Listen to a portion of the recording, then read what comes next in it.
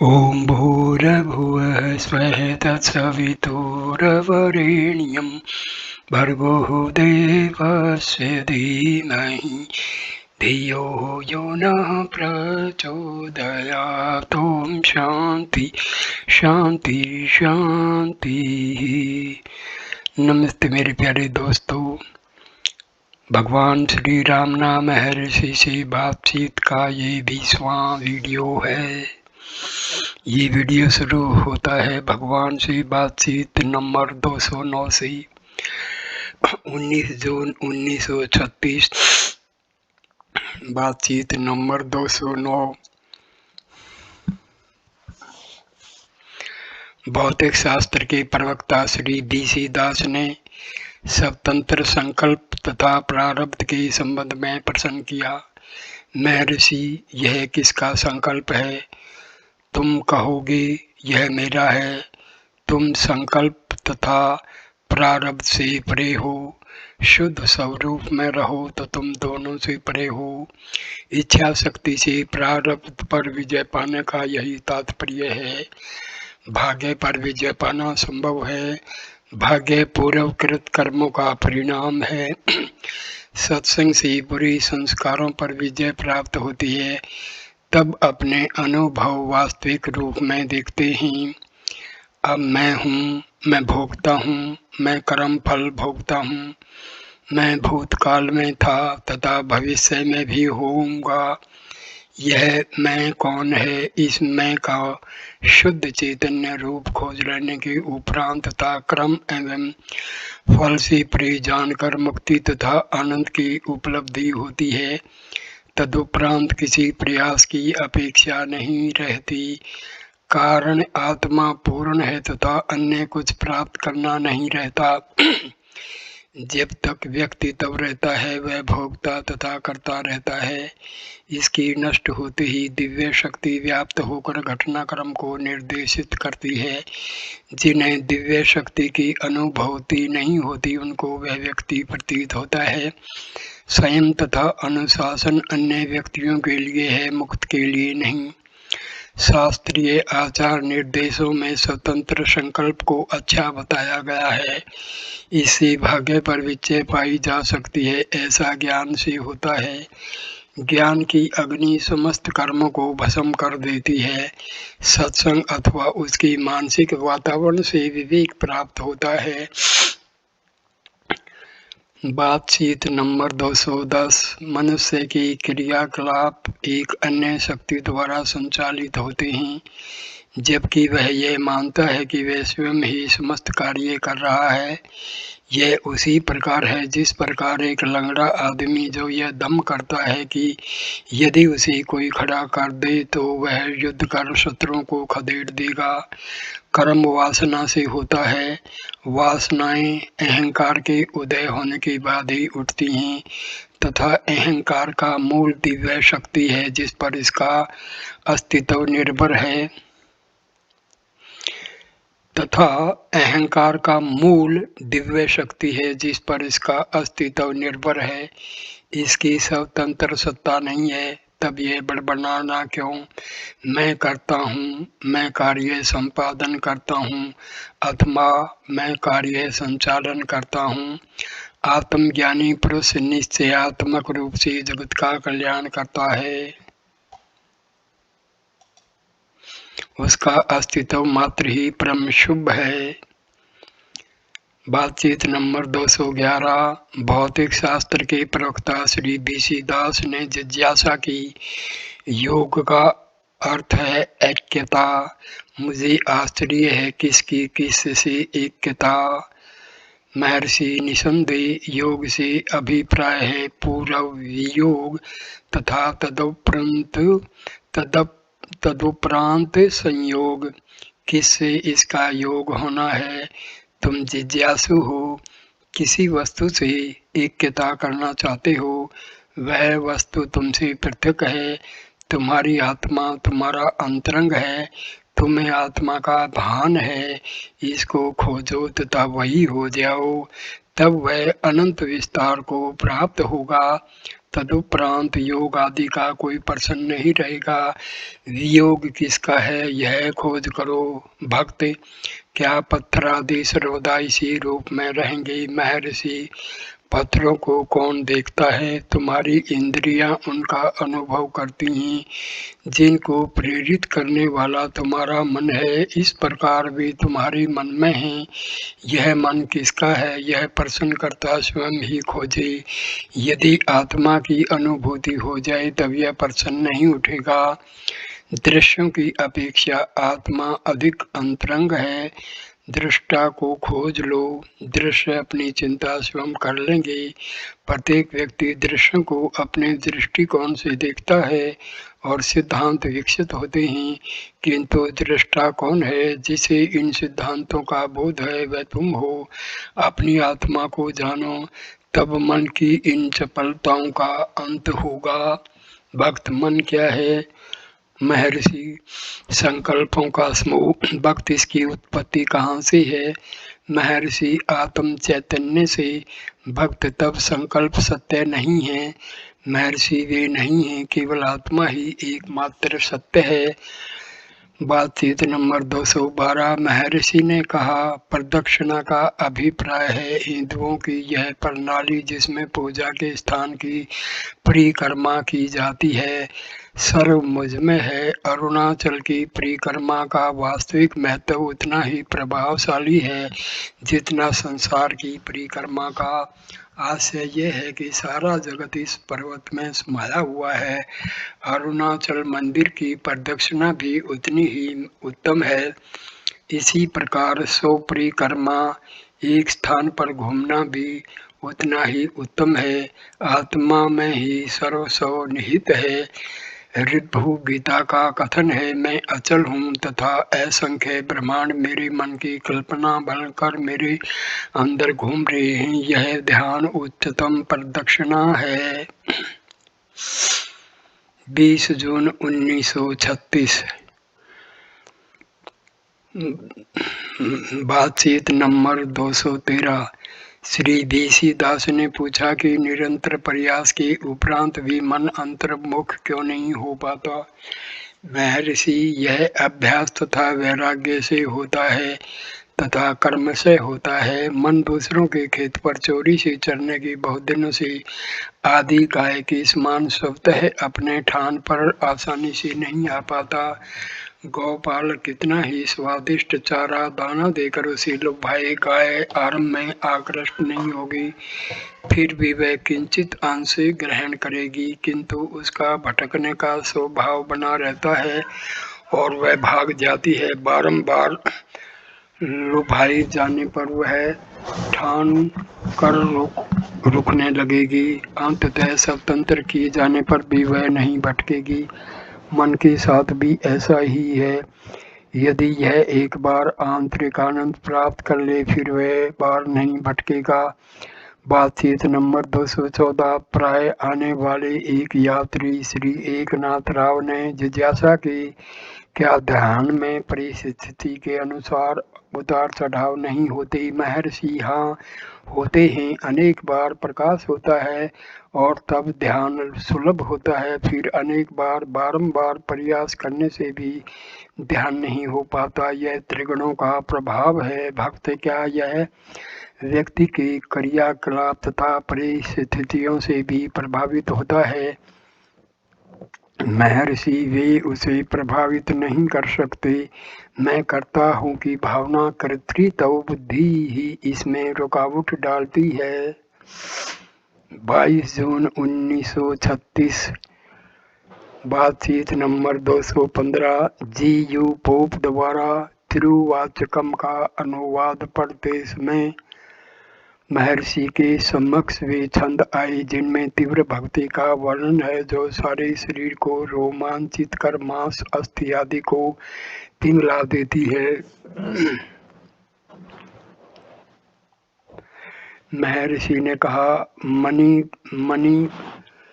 मणिकव सागर उन पुरुषों में से है जिनकी देह अत्यंत प्रदीप्त प्रकाश में पीछे सब छोड़े बिना द्रवित हो गई। एक दूसरे भगत ने पूछा, ऐसे कैसे हो सकता है? महर्षि ने कहा, स्थूल शरीर सूक्ष्म पदार्थ मन का ही मूर्त रूप है। जब मन घुल जाता है और प्रदीप्त हो प्रकाश में हो उठता है, तब इस प्रक्रिया में शरीर भस्मीभूत हो जाता है। तदनार दूसरे हैं जिनका शरीर इस ज्योति के प्रकाश में अदृश्य हो गया। नंदनार दूसरे हैं जिनका शरीर इस ज्योति के प्रकाश में अदृश्य हो गया। मेजर चैडविक ने बताया कि एलिसा इसी प्रकार अदृश्य हुई थी। उन्होंने जिज्ञासा की कि क्या ईसा मसीह की देह भी कब्र में से इसी प्रकार अदृश्य हुई थी? महर्षि, नहीं, ईसा ने शव छोड़ा था जिसे पहले कब्र में गाड़ा गया था, जबकि दूसरों ने पीछे शव नहीं छोड़ा था।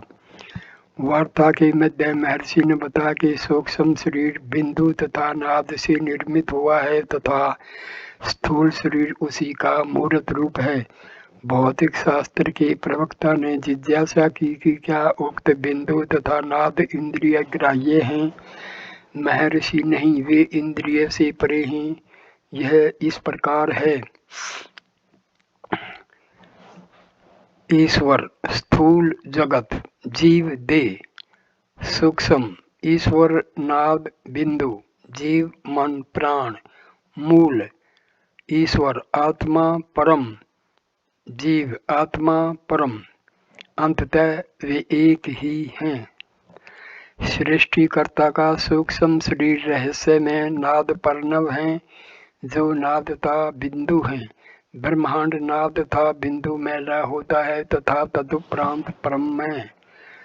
बातचीत नंबर 216। महर्षि ने अरुणाचल का अर्थ बताया। अरुण मतलब लाल, अग्नि के समान दीप्त। यह अग्नि सामान्य अग्नि के समान नहीं, जो केवल उष्ण है।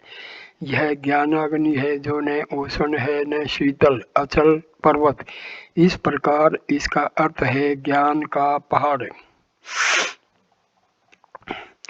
19 जून 1936। बातचीत नंबर 217। बम्बई के इंजीनियर श्री ए बोस ने जिज्ञासा की, क्या महर्षि को हम पर करुणा आती है एवं हम पर अनुग्रह करेंगे? महर्षि, तुम गले तक जल में डूबे हुए हो, फिर भी जल के लिए व्याकुल हो। यह कहना ऐसा ही है जैसे जल में गले तक होने वाले व्यक्ति को प्यास लगे, अथवा जल में मीन को प्यास लगे, अथवा स्वयं जल को ही प्यास लगे। भक्त, व्यक्ति मन का नाश कैसे करे? महर्षि, पहले यह देखो, मन है भी, जिसे तुम मन कहते हो, वह भ्रांति है। यह अहम भाव से उदय होता है। स्थूल अथवा सूक्ष्म इंद्रियों के बिना तुम्हें देह तथा मन का भान नहीं होगा। तथापि इन इंद्रियों के अभाव में ही तुम्हारा अस्तित्व संभव है। ऐसी अवस्था में तुम या तो सुषुप्त होते हो अथवा तुम्हें केवल अपनी आत्मा का ही भान रहता है। आत्म जागृति सदैव है। जैसा तुम्हारा वास्तविक स्वरूप है वैसे रहो, फिर यह प्रश्न नहीं उठेगा। भक्त, क्या देह का भान साक्षात्कार में बाधा है? महर्षि, हम सदैव ही देह तथा मन से परे हैं, पर यदि तुम देह को आत्मा मानते हो तो निश्चय ही यह उसमें बाधा है। भक्त, क्या देह तथा मन का आत्मा के लिए कुछ उपयोग है? महर्षि, हाँ, जहाँ तक आत्म साक्षात्कार में सहायक हो। 30 जून 1936। बातचीत नंबर 218। आज महर्षि शिव पुराण पढ़ते रहे। वे कहते हैं, शिव के निर्गुण तथा सगुण रूप कर्मशः निराकार तथा लिंगाकार हैं।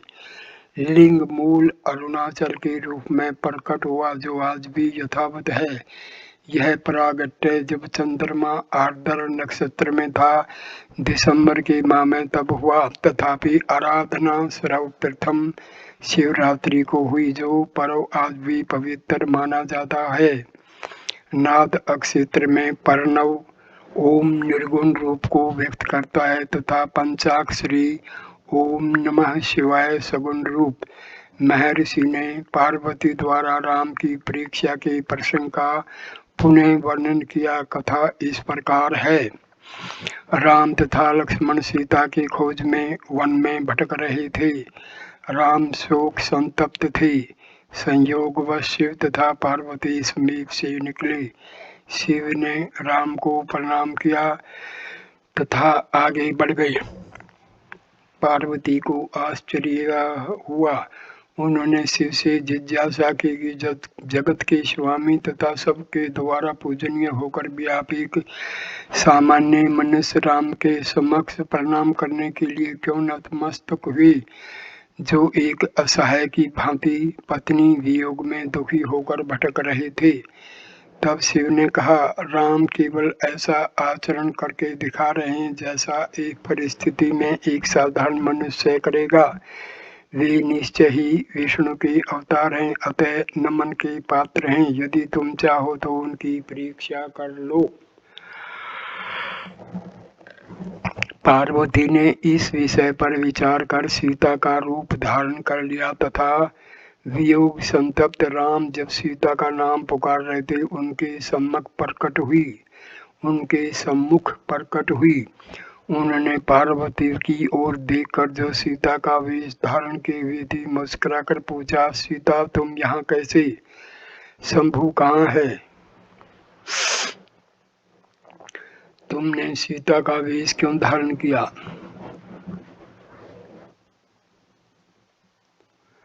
पार्वती लजा गई तथा उन्होंने बताया कि किस प्रकार वे उनकी परीक्षा करने आई तथा यह भी पूछा कि शिव ने उन्हें प्रणाम क्यों किया। राम ने उत्तर दिया, हम सब शिव के स्वरूप हैं, उनके समक्ष हम उनकी पूजा करते हैं तथा परोक्ष में उनका नाम स्मरण।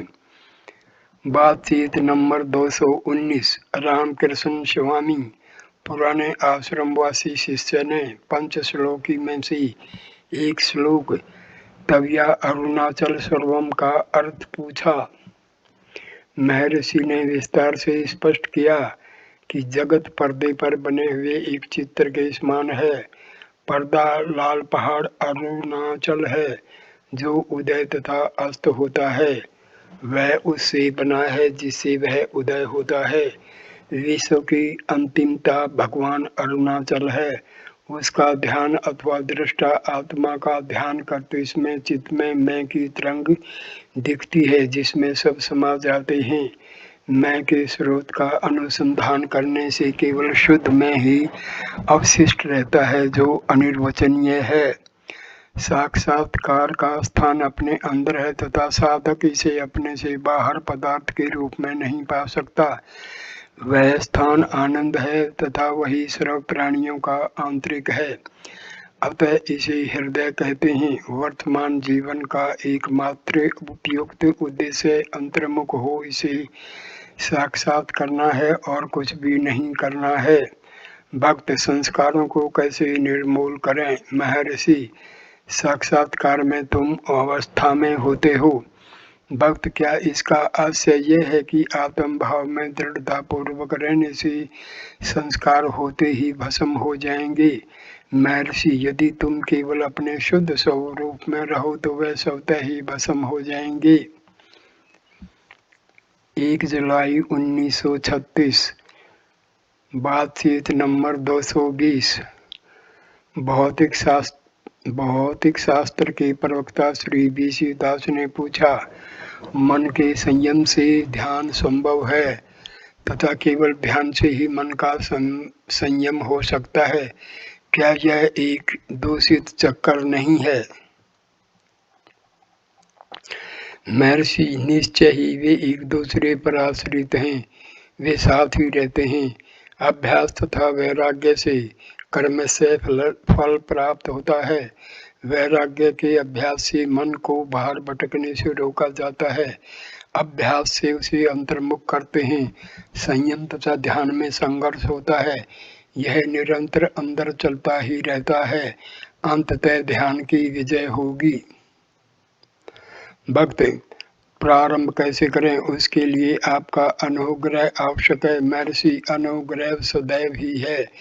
महर्षि ने उद्धृत किया, वैराग्य की प्राप्ति, सत्य का साक्षात्कार तथा आत्मा में संस्थिति गुरु कृपा के बिना संभव नहीं। अभ्यास आवश्यक है। अभ्यास एक दुष्ट सांड को स्वादिष्ट चारे से लुभाकर निज ठान में रोके रख भटकने से बचाने जैसा प्रशिक्षण है। तत्पश्चात महर्षि ने त्रिवाचकम में से एक छंद पढ़ा जो मन को संबोधित है। हे गुंजन करने वाली मधुमक्खी अर्थात मन, तुम असंख्य पुष्पों से नन्हे बिंदु एकत्रित करने का कष्ट क्यों करती हो? उस एक के स्मरण, दर्शन तथा चर्चा मात्र से सारे मधुकोश का भंडार ही उपलब्ध हो जाएगा।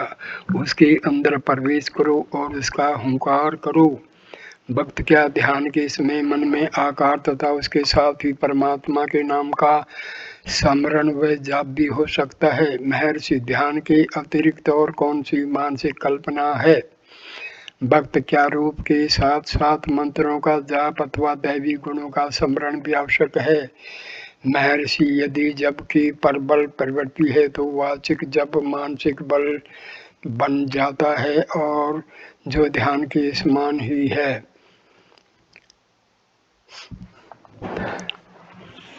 बातचीत संख्या नंबर 221। श्री बोस, रूप का अर्थ है द्वैत हुआ, क्या यह उपयुक्त है? महर्षि, जो इस प्रकार के प्रश्न करता है उसे खोज का मार्ग अपनाना ही श्रेयस्कर रहेगा। उसके लिए आकार उपयुक्त नहीं है। भक्त, मेरे ध्यान के बीच में शून्य की अनुभूति होती है, मुझे कोई आकार नहीं दिखता। महर्षि, हाँ, नहीं होता। भक्त, शून्य क्या है? महर्षि, शून्य कौन देखता है? तुम ही वहाँ हो। जागरूकता शून्य को अनुभव करती है। भक्त, क्या इसका अर्थ यह है कि मुझे और अधिक गहराई में जाना चाहिए? महर्षि, हाँ, किसी अक्षण तुम नहीं हो ऐसा नहीं होता। इस वीडियो को मैं यहीं पर विश्राम देता हूँ।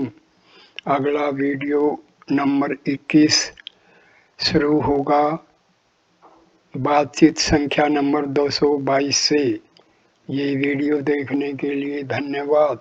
नमस्कार दोस्तों, कृपा करके इस वीडियो को लाइक करना, कमेंट करना, शेयर करना और चैनल को सब्सक्राइब करना मत भूलना। नमस्कार।